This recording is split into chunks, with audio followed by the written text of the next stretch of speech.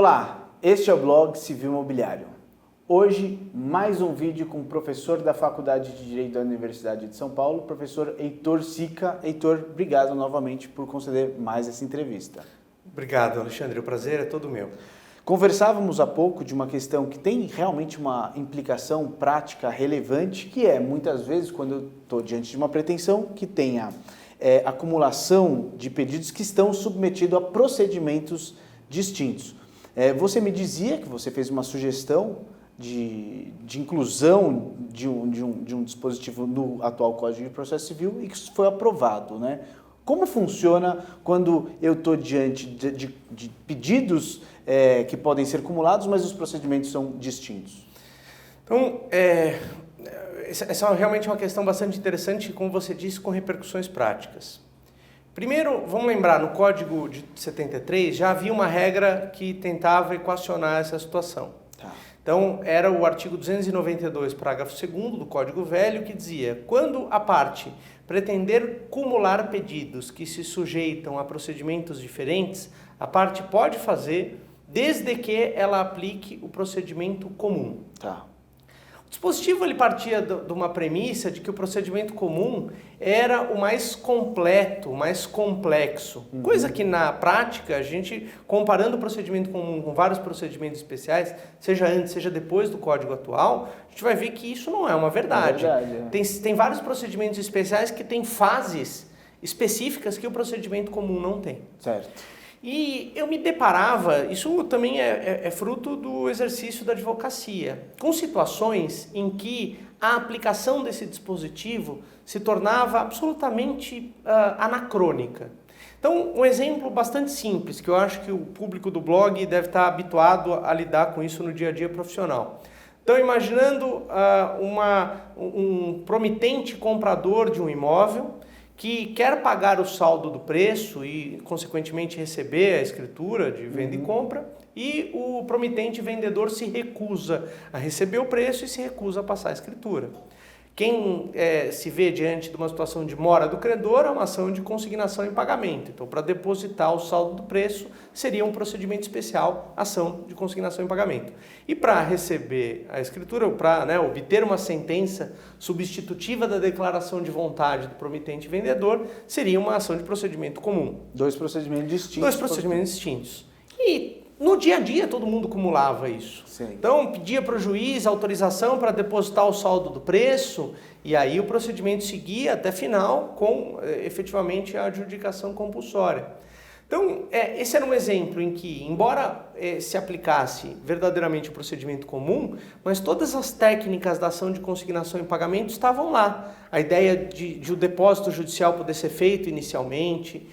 O réu, quando era citado, ele poderia apontar se o depósito é insuficiente ou não, e em sendo insuficiente, o autor poderia complementá-lo, a sentença poderia condenar o autor a pagar uma diferença que ele eventualmente se recusou a complementar.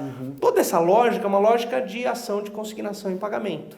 Então esse é um exemplo em que simplesmente a aplicação do procedimento comum se mostraria inadequada para essa configuração do conflito. Então, quando o projeto de novo CPC estava em tramitação e o projeto foi discutido de uma forma extremamente democrática.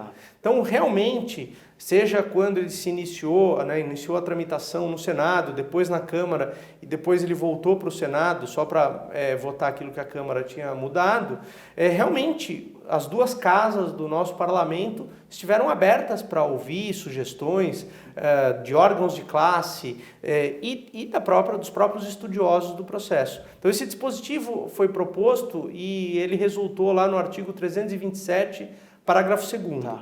Ele basicamente repete a ideia de que quando pedidos são sujeitos a procedimentos distintos, eles aplicariam o procedimento ordinário, mas aí que vem a diferença. Sem prejuízo da aplicação das técnicas típicas do procedimento especial, mas que sejam compatíveis com o procedimento comum. Mesmo cumulando esses procedimentos comuns, se um procedimento diz uma coisa e o outro também diz algo distinto, mas que não se não se convergem.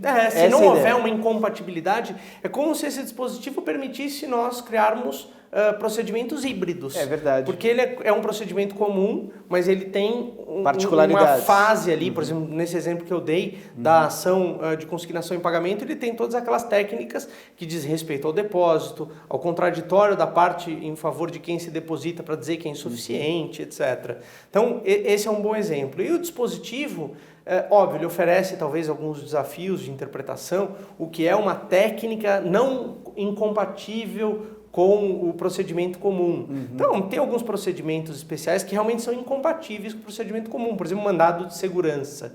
Ele é todo diferente, ele não admite nenhum tipo de prova, a não ser a prova documental pré-constituída. Ou seja, aí realmente não daria para aplicar técnicas do mandado de segurança num procedimento comum, porque ele tem características realmente inconfundíveis.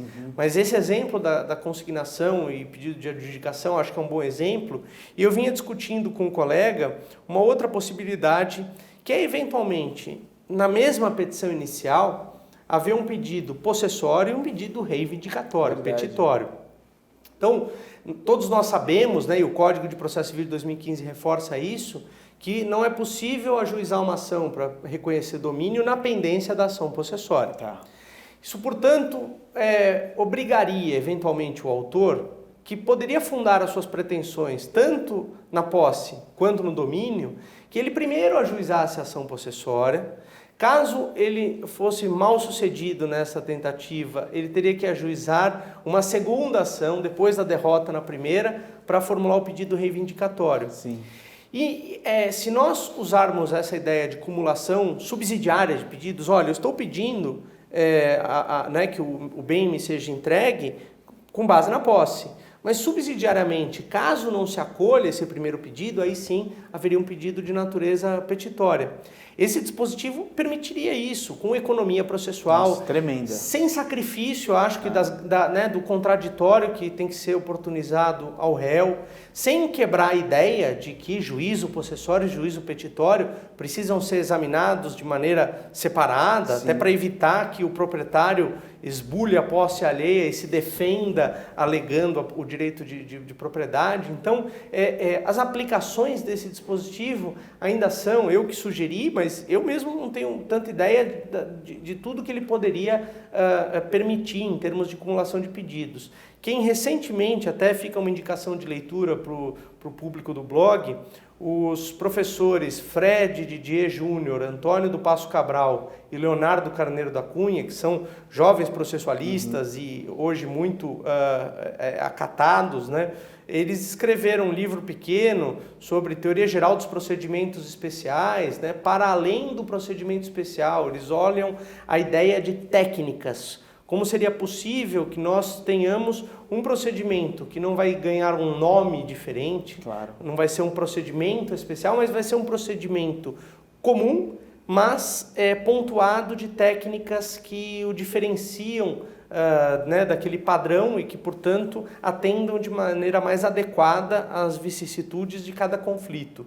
Eu acho esse é um caminho interessante. A gente vinha falando aqui antes, é algo que eu não vi em outros ordenamentos, salvo, como eu lhe relatei há pouco, no ordenamento colombiano, em que eles têm modelos de procedimentos e eles criam regras que adaptam esse procedimento para casos concretos. Ou seja, nós não temos mais um procedimento, por assim dizer, inteiro, especial, mas técnicas que alteram o procedimento comum. Acho que esse dispositivo segue um pouco essa mesma lógica. Para encerrar, Sica, você acredita que, eventualmente, as particularidades e dificuldades do caso concreto, os juízes poderiam ter uma certa resistência em aceitar esse procedimento híbrido que tenha características de um e de outro? Eu acho que esse risco sempre existe, né? É inexorável a gente reconhecer o peso do costume judiciário, tanto dos advogados como, sobretudo, para os juízes, né? Até nós sabemos, como uma vara que tenha milhares de processos, como alguns procedimentos se tornam automáticos, né, com auxílio dos serventuários, etc. Então, aquilo que eventualmente fugir um pouquinho do padrão pode causar uma certa resistência.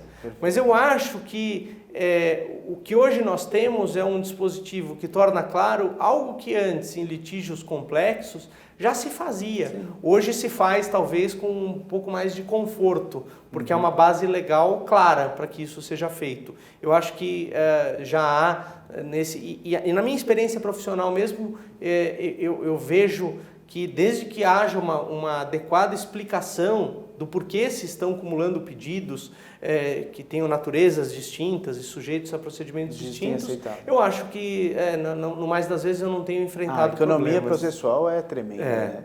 Heitor, queria agradecer mais uma vez, brilhante entrevista sobre um tema muito bacana de uma implicação prática relevante.